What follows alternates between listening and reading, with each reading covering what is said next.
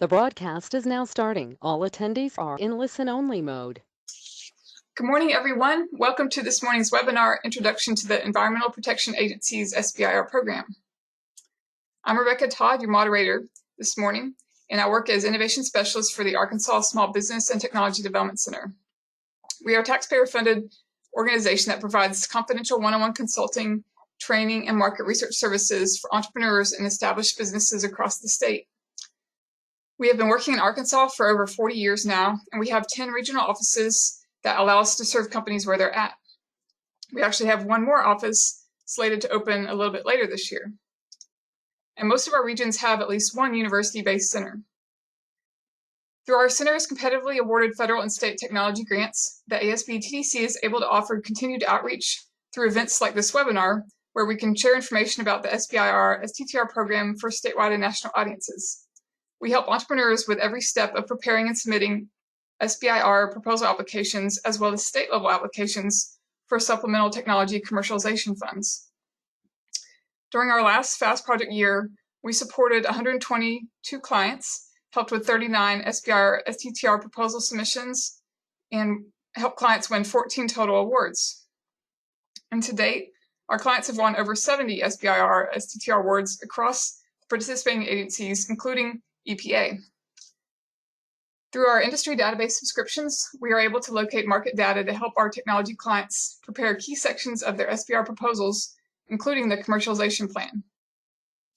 So everyone who's registered for today's event will be receiving a copy of the slides, as well as a link to the recording within 2 days via GoToWebinar email. Before we kick off, let's take a moment to make sure that everyone is ready and familiar with the GoToWebinar system. So first, you should have a control panel on the right side of your screen. You can minimize the panel by clicking on the arrow button, which is orange in the upper left corner. And you can expand the panel by clicking on that same button. So take a moment to practice. Second, you have the ability to submit questions using the question pane, which is located near the bottom of the control panel. And I do encourage you to submit questions all throughout today's presentation. April will be sticking around afterwards for Q&A with everyone, so happy to take your questions at that time. Before we get started, I want to introduce today's speaker, April Richards. April Richards is the Program Manager of the Small Business Innovation and Research, or SBIR program, for the U.S. Environmental Protection Agency, or EPA. The EPA's SBIR program focuses on supporting small businesses to develop and commercialize novel environmental technologies that address EPA's mission to protect human health and the environment in areas like clean and safe water, air quality, land revitalization, Homeland Security, sustainable materials management, and safer chemicals. She has worked at EPA for over 15 years now. April has also worked as a fellow on the Senate Environment and Public Works Committee, where she provided technical expertise on environmental issues. April previously worked for an environmental engineering consulting firm in Florida, primarily in drinking water treatment. She has a master's degree in civil environmental engineering and is a professional engineer. So with that, I will now turn the presentation over to April. Take it away, April. Great.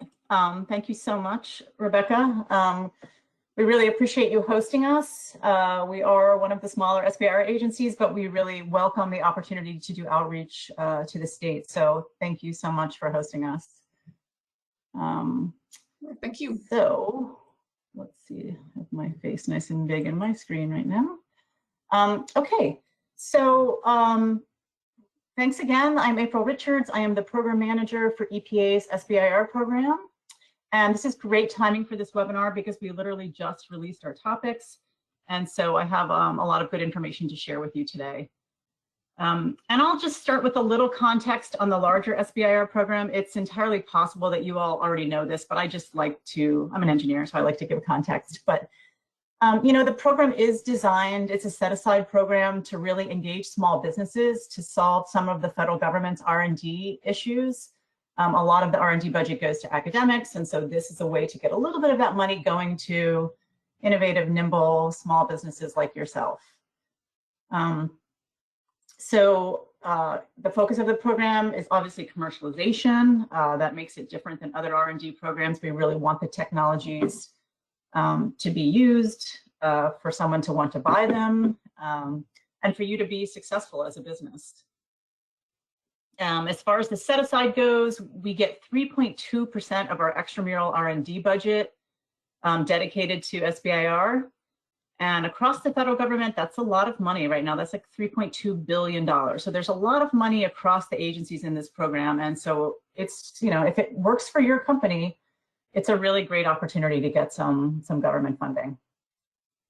Program is administered by the SBA, Small Business Administration, and they have a really good website, sbir.gov, easy enough to remember.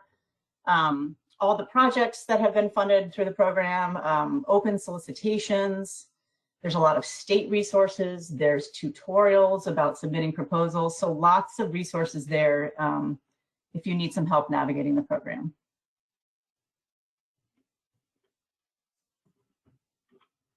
Um, 11 agencies currently in the program. This is a pie chart of roughly how they fall out.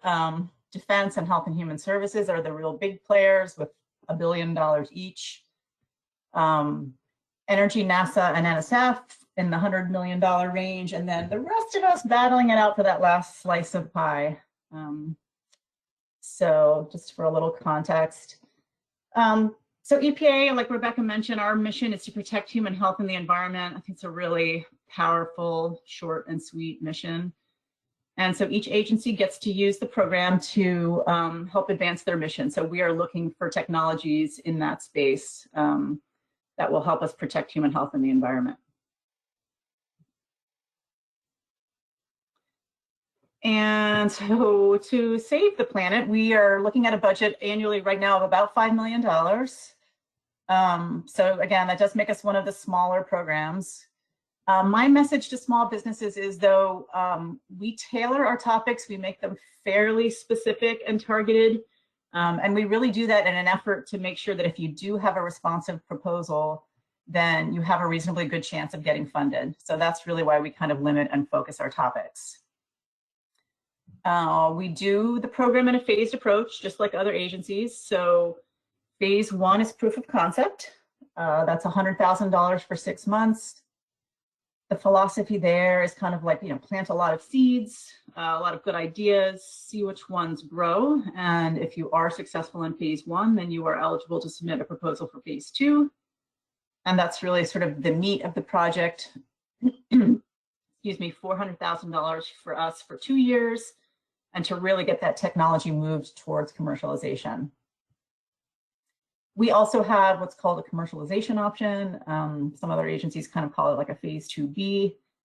And that is to promote commercialization, as the name implies. And that's a match. If you can bring in third-party investment, then we can match up to $100,000. We do award all of our projects as contracts. Some agencies use grants, some use contracts. For us, it's just kind of like historically we've used contracts. So that does influence some of our process. I'll talk a little bit more about that later. So what makes EPA's program different? Because we are a little bit more of a smaller program, we do kind of have a little bit more of a personalized approach, I would say. We like to connect all of our awardees with an EPA technical connection. So if you're doing an air sensor, then we'll get you connected with someone that's doing air sensor work. They could help you. Like we have some folks that have been provided demonstration sites. We have some folks that we do testing, or just someone that knows EPA regs and knows the inside of EPA. So that's one benefit. We really do focus on commercialization. The commercialization support now is called TABA, Technical and Business Assistance. And so we do provide that assistance above and beyond your phase 1 award. And then for phase 2, it's actually part of your award. We work hard to communicate successful projects. This is something I think we can really help with. We have a really good website. We have a good team that does social media. We do post stories on our website. So anything we can do to help communicate the successful projects, it's great for us to toot our own horn about how great the program is. And we've had a lot of good feedback how it really helps companies get the word out and sometimes make connections that helps them. And then last but not least, we're helping to protect the planet. So I think most people that are looking at EPA's program or developing environmental technologies really feel strongly about that. And so that's a great motivator for us. As I mentioned, great timing for us for this webinar. We literally released our topics. What day is it? Was it yesterday? It was either yesterday or the day before. But anyway, our solicitation is scheduled to open June 16th. The announcement is a little non-committal because we like to give ourselves a little wiggle room, but the plan is to open it June 16th. It's open approximately 45 days, and that makes the close date due about August 3rd. But again, those dates will be published, exact dates in the solicitation. We will post the solicitation on our website, which is linked right there. You actually apply through a system called FedConnect. That's a portal that allows small businesses to do business with the federal government. And the best thing you can do if you have any interest in the program at all is really to sign up for our listserv. It's kind of like our newsletter. The minute like topics are released or the minute the solicitation goes out, we'll send out a notice through that portal. Sorry about that. And let me give you a little more information on that. So let me talk about topics. Again, I think the thing with EPA is if you find that you have a topic, that we have a topic this year that matches your technology, then I definitely encourage you to look into applying, because we do try to make our success rate reasonable if you have a technology that fits. So the broad focus areas this year, they're very similar to last year, but slightly different. We've got water, air, Homeland Security, sustainable materials management, safer chemicals, and risk assessment, which is a new area for us this year. So let me just walk through the topics that we announced yesterday. Again, if you see any that look great, I'm happy to answer questions today, but it might be better if you are considering applying just to reach out to me afterwards and we can talk about whether we think it's a good fit for these topics. So for clean and safe water, we've got the first two are in the area of reuse. Taking what would be wastewater and making it some kind of useful water. These are two non-potable applications, one for urban applications and one for irrigation. We've got a topic on the detection of lead service lines, obviously still a huge issue for EPA, figuring out what drinking water lines may be lead in non-invasive ways. We've got a stormwater topic looking at improving stormwater infrastructure. And then we have two microplastics topics. Obviously, microplastics are the plastics in the water that break down into these tiny particles. And we've got a topic to look at ways to process samples, figure out what we've got. And then we've got maybe a more ambitious topic of removing those microplastics from wastewater or stormwater. For air quality, we have a lot of topics. The first four are really focused on air toxics. This is a big issue, especially for sort of urban communities. But so we're looking for monitoring technologies for air toxics, sensors for air toxic and odors. And then again, two more kind of specific topics that came from a regional office looking at metal HAPs. Those are hazardous air pollutants. We've got a topic on radon, reducing exposure. And then last but not least, we've got a topic looking at methane detection from oil and gas storage tanks. So quite the variety there. We go to Homeland Security. EPA does have responsibilities, some Homeland Security responsibilities, and one of them is sort of decontaminating areas. This is a very timely topic as we've learned about the transmission of sort of the coronavirus. So this is air treatment methods to reduce the risk from transmission of viruses and bacteria in enclosed or semi-enclosed environments. So looking at air transmission. Sustainable materials management. We've had several topics in this area lately. I think these are really good, interesting topics, impactful. We've got a food waste topic again this year. This year it's a little more focused on the consumer end. So we've got the acquisition, preparation, and storage of food.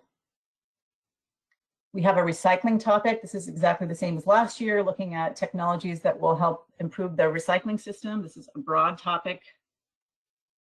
And sort of building on that topic, we have a topic looking at plastic, material alternatives to low value plastics. Also a very important one and timely. Then we have a topic related to embodied carbon in buildings. A lot of focus is sort of on a building once it's operational, but there's also all the materials that go into it. So thinking about the embodied carbon in those materials and trying to reduce that impact. And then last but not least is one focused on resiliency. Obviously, there's a lot of construction and demolition materials that end up in landfills, especially after disasters. So looking for ways to improve those materials, improve the resiliency, and reduce the impact after a disaster. For safer chemicals, microphysiological systems for predictive toxicology. So these are like ways to test chemicals that do not use animal testing. And this is specifically kind of like organ on a chip or those kind of systems. Totally switching gears, we've got one on pesticide drift predictor. So this is also one we got from our regional office, really thinking about how do we know where pesticides are going to end up. So asking for ways to help predict that. And then again, shifting gears again, looking at coloration technologies that are PCB free. So alternatives to dyes and colors. So kind of pollution prevention, so we don't have those chemicals in the first place. And then finally, risk assessment. This is a little bit of a new area for SBIR, not new for the agency. Obviously, EPA is heavily invested in risk assessment, but looking at tools and machine learning for reviewing chemicals in science. So that's a new one for us. We'll see what we get there. All right, so those are our topics. And this is kind of our disclaimer, just saying that's really up to you to pick the most appropriate topic. You have to kind of decide, does my technology really address the issue laid out? Like, is it worth it for me to prepare a proposal in that topic area? Again, I am more than happy to help, especially now that the solicitation is not open yet. I can provide a little bit more directed guidance. Once the solicitation is open, I can still answer questions, but it'll just be a little bit more of general advice. Obviously, our budget is modest, so it is a fairly competitive program. We want you to be responsive to the topics. And okay, I'm kind of repeating everything I just said, and then I can provide you some general advice on your proposed technology. So the schedule, we have some pretty good news here right now. So anyway, just the phase 1 solicitation is scheduled to open in a couple weeks. It will close in early August. And we have really overhauled our review system. So fingers crossed, we will be making awards in December if all goes as planned. So that's a really a big decrease in the amount of time it takes us to make award. Then the phase 2 solicitation goes automatically to all of the phase 1 companies. We send that out right at the end of the phase 1 period of performance. That solicitation is also open about 45 days, and that would put phase 2 awards sort of in the November of next year timeframe. And here's our process, just really high level. I mean, we do this 2-stage review. We really care about commercial quality, we look at technical quality, and we look at the relevancy to the topic. So those are all 3 things that we look at, 3 areas that we evaluate on. And we used to do these reviews kind of sequentially, and now we do them simultaneously. So that's really how we've been able to cut down or plan to cut down on our award time.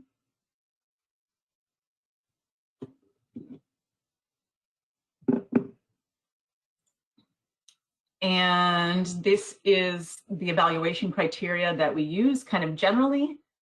So commercial criteria. Even in phase 1, we really have a big emphasis on commercial criteria. Maybe not all of these things are perfectly developed yet in your plan, but just address them all as best you can. We're looking at the innovation and your intellectual property, what the market opportunity is, We want to see how your company team looks commercially. And we'll look at your commercialization approach or your business plan. For technical criteria, we're looking at your technical approach. And again, your company team, but from a technical perspective. And then the relevancy criteria are the impact, like how much impact could this technology have? Could it be far and wide, US, international, number of consumers, like amount of pollution prevented, and the relevance to the topic. Does it really address the topic? So that's some guidance. I'll just have another disclaimer to say that the solicitation is the official word, right? Whatever's in the solicitation is what we'll go by process-wise. So all the criteria will be laid out there, and that is the official word. I will just say that we've also tried to simplify it. Like we ask you to address all of these things in your technical plan and your commercial plan, and they directly align with the criteria that we're evaluating your proposal against.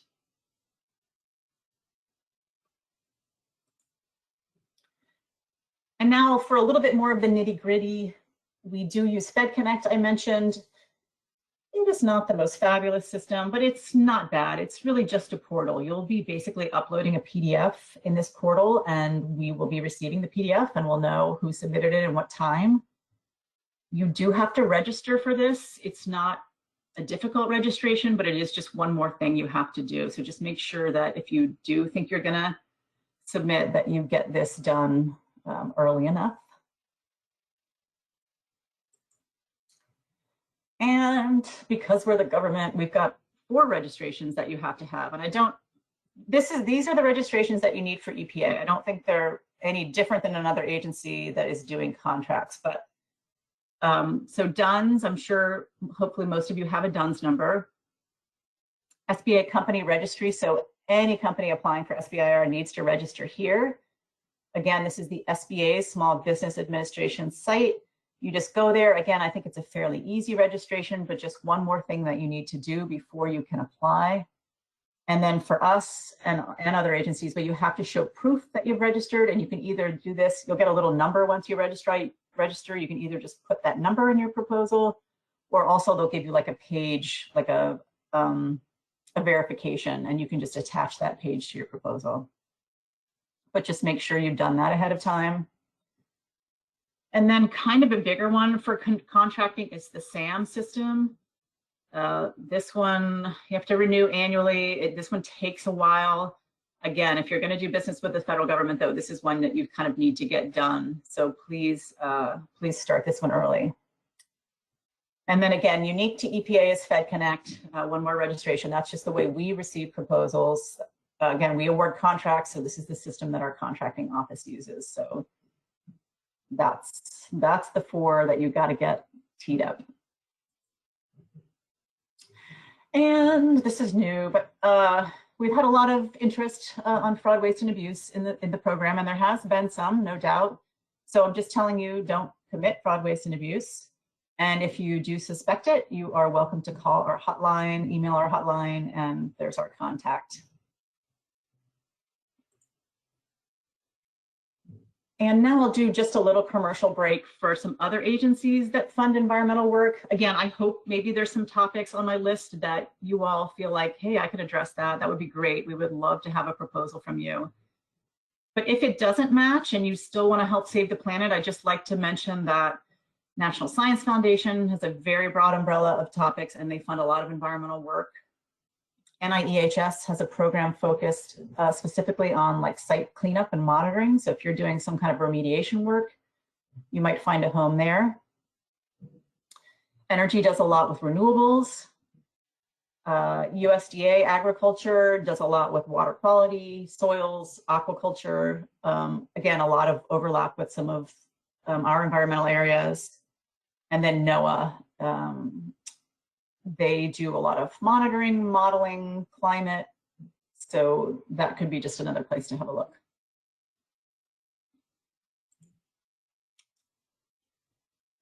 And again, I just kind of plugging the whole SBIR program. If you think you're interested in SBIR, maybe EPA is not for you, maybe it is, but the SBA is planning this SBIR week. It's going to be a virtual event. There's registration and more information. It used to be the road tour. I don't know if folks are familiar with that, but we literally used to get on buses and drive around to different places. Then we went virtual, and I think that worked so well, they're like, we're just going to repeat it again. But you can get access to all the different agencies. So if you don't really know where you want to go, it would be a great opportunity to schedule one-on-one meetings with different program managers. So just want to put that out there as a great opportunity to learn a lot about SBIR in one place.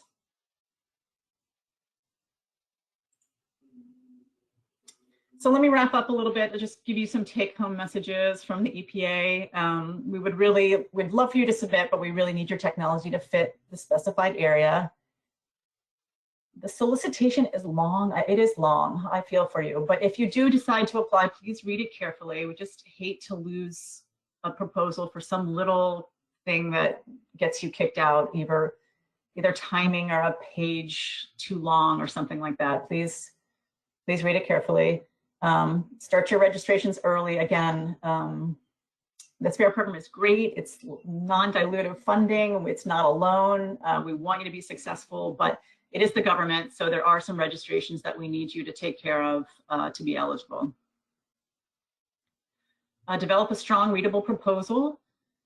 To me, the key word there is readable. I feel like we get a lot of proposals, and sometimes maybe they're not that readable. I don't know exactly like what are you proposing? What are we going to get out of that? What would be the impact of this technology? Like, help us to get excited about what your proposal could do for the planet. That's what's going to get EPA excited. So I usually encourage, like, have someone else read it, pretend they're evaluating it, and what would they say about it?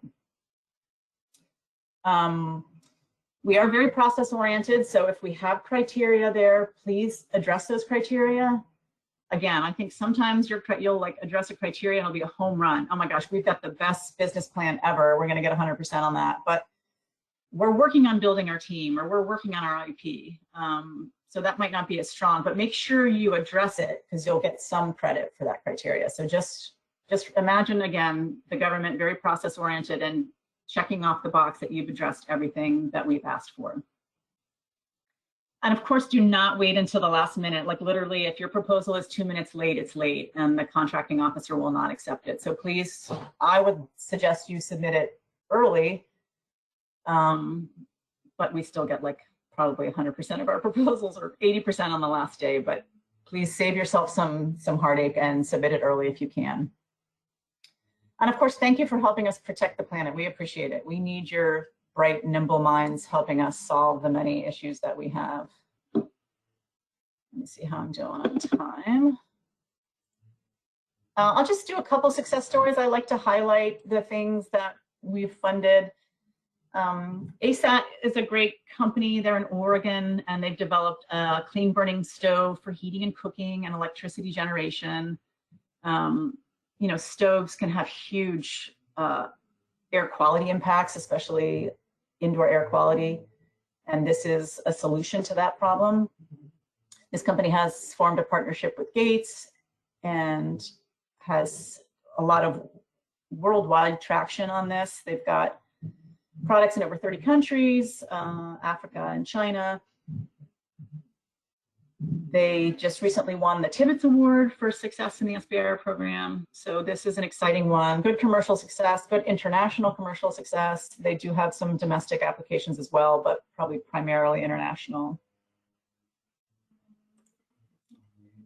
And another focus area for us, wastewater. This one is a company in Florida, Green Edge, and they've got a recovery process where they treat wastewater, recover the nutrients, and convert them into fertilizers.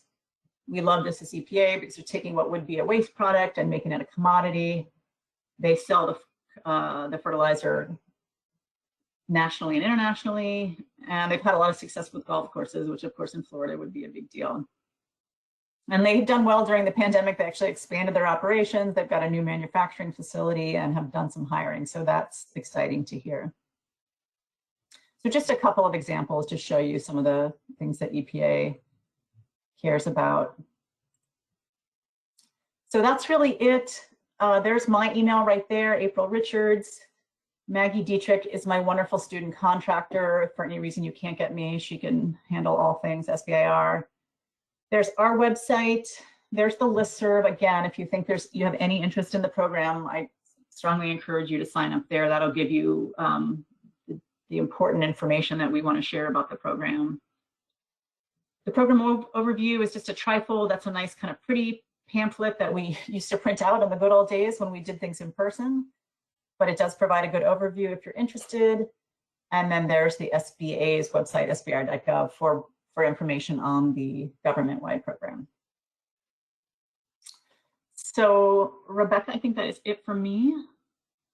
Happy to take any questions. Okay, wonderful. Thank you so much, April. This is great information, and also good to hear about the success stories and upcoming events that would be relevant for our attendees today. We do have a few questions that came in. Let me see. The first one asks, can you provide early stage feedback to see if our scope of work is appropriate for an EPA SBIR Phase 1 project? Sure. We don't have a formal process for that, but if you have some ideas that you want to run by me, I'm more than happy to set up a short call, or if you want to send me like a one-pager, I can have a look at that. But yeah, I could give you some feedback, especially now before the solicitation opens. Okay, great. The next one asks, does EPA have any federal laboratories that I can partner with on my project? And if so, how can I find them? Yes, well, that's a good question. We definitely have laboratories. We're not quite like DOE, but we do have, we have an air lab in RTP, North Carolina. We have a more water-focused lab in Cincinnati, Ohio. And what I'll do is I'll look at, maybe I can send Rebecca a link that she could share, but you could probably Google EPA labs or possibly CRADAs, cooperative research and development agreements, and get some general information. I think it just kind of depends on, your needs and the lab's needs and what their capacity is for a possible, possibly coordinating. Okay, very good. Yeah, that sounds like a good plan. If you find anything, I'll be happy to share it with the group that way. Okay. Our next question asks, who is EPA's TABA vendor, and can I pick my own providers?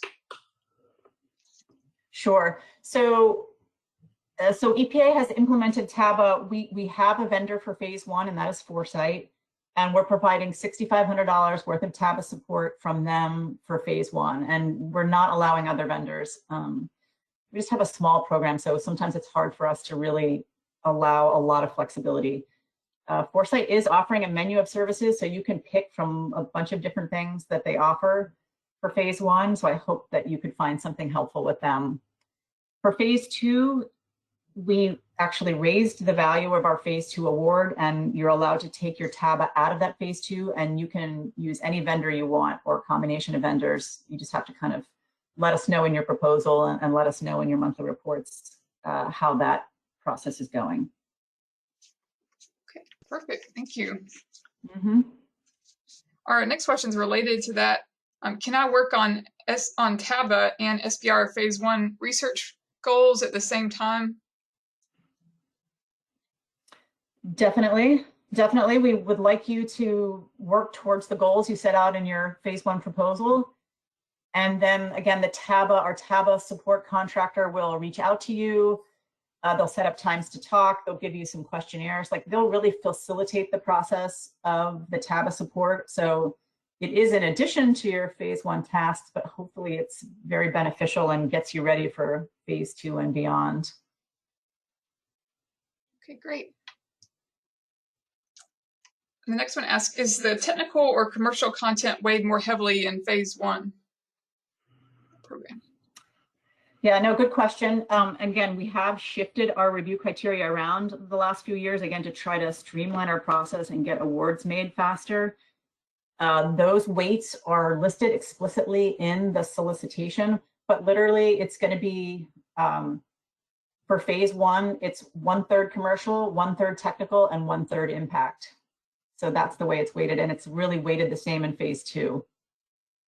So, I mean, the expectations are kind of different. We don't expect you to be in the same place commercially Phase 1 as we do Phase 2, but I feel like the expectations are shifted for everyone. So But yeah, those are the weights, and they will be specifically laid out in the solicitation. Okay, wonderful. The next one asks, will I receive all of my contract at once or based on when I complete each of my technical objectives? Yeah, these are such good questions. So the way we do it, again, we award contracts $100,000 for 6 months. You have to submit a monthly report and invoice. So you're awarded, you get a $100,000 contract, but you're paid monthly. And you can bill your actual labor cost, whatever, each month, and you'll be reimbursed. And then you just have a certain holdback for the last, you have to hold back 15% that you'll receive with your final report. Okay, thank you. Good information. Our next question is, can I get a phase 2 award through EPA if I've gotten a phase 1 through National Science Foundation? There is a mechanism in the program to go to phase 2 at a different agency, but again, we're so small that we usually have a pool of phase 1s that we're considering for phase 2 awards, so we do not allow outside phase 1s to come in and compete for phase 2s. Certain agencies do allow that. You have to kind of figure it out agency by agency, but we do not participate in that. Okay, good to know. Mm-hmm. See, I don't see any other questions at the moment. Oh, one other thing I can share, give people a little bit more time if you have a question that you're thinking of. Our next webinar that we'll be hosting, that's agency specific, will be Introduction to the USDA SBIR program, and that will be later this month, June 22nd, also from 10 to 11:30 Central Time.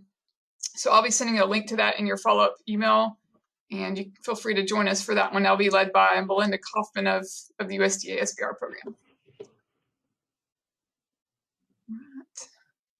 I still don't see any questions. It sounds like you really covered it well, April. Thank you so much for your time, all this great material for everyone. Yeah, my pleasure, and the really good questions. I will say we have another webinar planned for next week, the 10th. It's going to be almost exactly the same as this one. I will have my contracting officer on there who can answer some questions too. So all to say, you're welcome to join, but you really got kind of the preview of what we'll do next week. So either way, feel free to join or know that you've got the basic information. And also feel free to reach out if you have questions, like I think my technology might fit, but I want to run it by you. And then get to that webinar just through your SBIR webpage, or do you want me to Yes, if you go to our homepage, we have a notice of intent published. It has all the topics listed, and then it's kind of like a big link to, webinar next week. So you can just click on that. You have to register, a free registration, so we can track attendance. Very good. All right. Thank you so much, April. Yeah, absolutely. Thanks for hosting me. Sure. Yeah, it's always a pleasure. And again, we will be sending out the slides and the recording, so you'll have that for later review. Thank you all for being here, for your time and attention. I hope this was helpful for you. Look forward to seeing you at our next event, and hope you all have a wonderful day. Thanks again. Thank you. Thanks. Bye, April. Thank you. Bye.